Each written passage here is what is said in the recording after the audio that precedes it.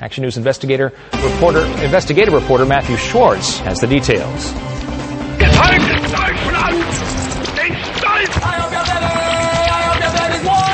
Hate has gone high-tech, and hate groups on the internet want your kids to join them. Groups named Stormfront, Nationalist Coalition, Overthrow.com, and National Vanguard. Stormfront is the world's largest white supremacist web forum, last month surpassing 100,000 members. The message: a white world is a better world. Stormfront is a site that affects our children. It is available for anybody to go to and to look at. Andrew Rosenkrantz is the Florida Regional Director of the Anti-Defamation League. He's especially concerned about Stormfront's pull on Florida kids because guess where the website is based? Right here in this upscale neighborhood in West Palm Beach. This is where Stormfront's leader, Don Black, lives. Stormfront is a family affair. Black's teenage son, Derek, contributes to the site.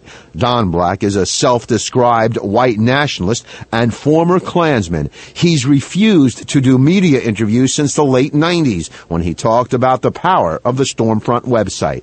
I think it probably is a godsend. It's certainly an enormous benefit for us, and we will continue to utilize it as in every way we can.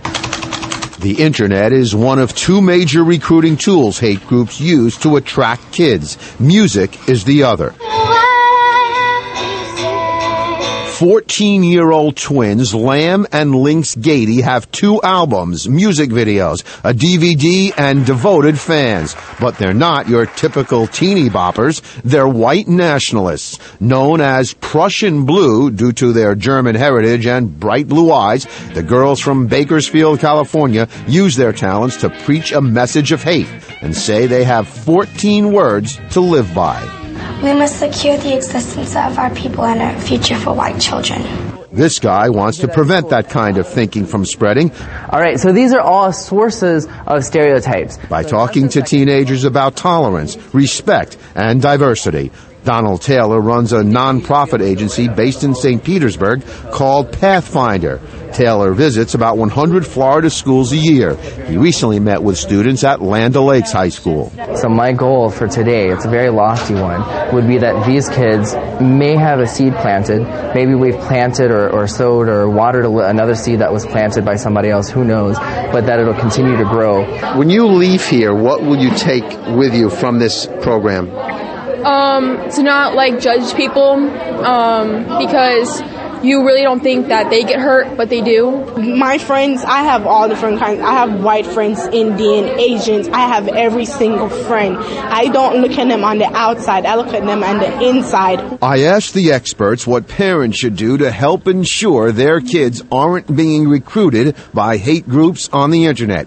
Here's what they suggest. First, talk to your child about the websites he or she is visiting. Second, encourage your child to ask questions about material he or she doesn't understand. That keeps you in the know. And download an internet filter, that's software that enables you to block websites.